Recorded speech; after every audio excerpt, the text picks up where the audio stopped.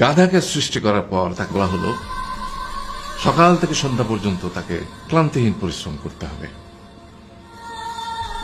সারা জীবন তাকে পিঠে ভারী বোঝা বইতে হবে, খেতে পাবে শুধু ঘাস, আর তার মাথায় কোনো বুদ্ধি থাকবে না। তার আয়ু হবে 50 বছর।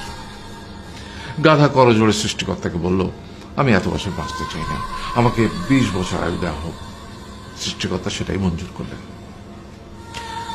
কুকুরকে যখন সৃষ্টি করা হলো তখন তাকে বলা হলো যে সে হবে মানুষের সবচেয়ে বড় বন্ধু, কিন্তু সে খাবে মানুষের উচ্ছিষ্ট, এবং তার আয়ু হবে 30 বছর।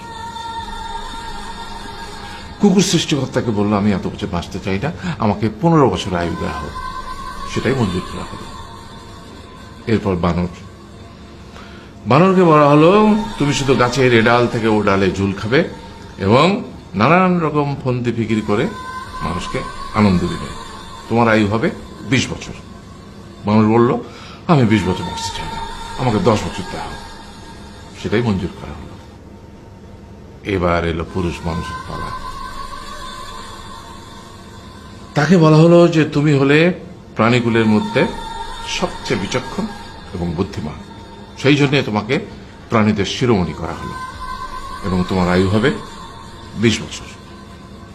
তখন পুরুষ মানুষ বলল, করজোড়ে বলল সৃষ্টিকর্তাকে যে 20 বছর আয়ু অত্যন্ত কম, হে প্রভু, আমাকে ওই গাধার সে যে 30 বছর আয়ু চায়নি সেটা আমাকে দেয়া হোক, ওই যে কুকুর 15 বছর ফিরিয়ে দিয়েছিল সেটাও আমাকে দেয়া হোক, আর যে বানর 10 বছর নেয়নি সেটাও আমাকে দেয়া হোক।